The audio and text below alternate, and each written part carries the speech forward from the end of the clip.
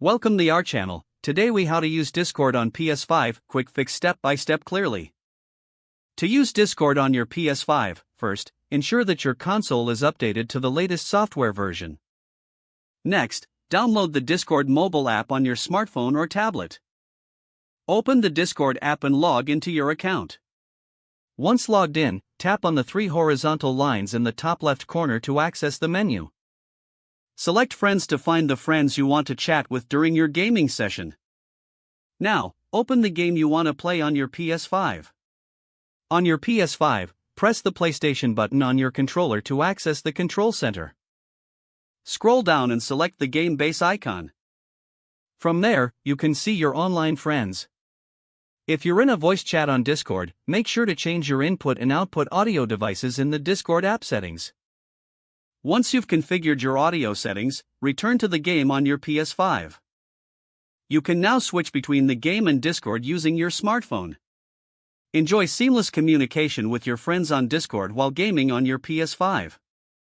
If the page does not load, refresh the browser or try again in a private or incognito window. Make sure you are using the correct email address, then retype it carefully to avoid small typos. If your password is not accepted, use the reset option and create a new strong password you can remember. Check your spam folder for verification or security emails, then complete any requested confirmation steps. Enable two-factor authentication if available to improve account security and reduce unauthorized access risk. After signing in, review your profile details so your contact information and settings are accurate and current. If you see an error message, note it down and try again after restarting your device and internet connection.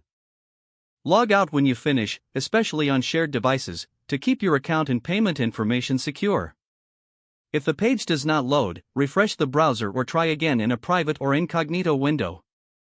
Make sure you are using the correct email address, then retype it carefully to avoid small typos. If your password is not accepted, use the reset option and create a new strong password you can remember.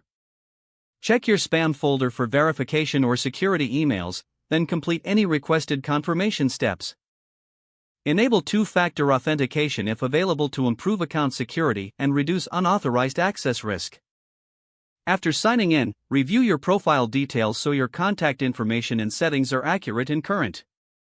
If you see an error message, note it down and try again after restarting your device and internet connection. Don't forget to like this video and subscribe to our channel for more step-by-step tech guides.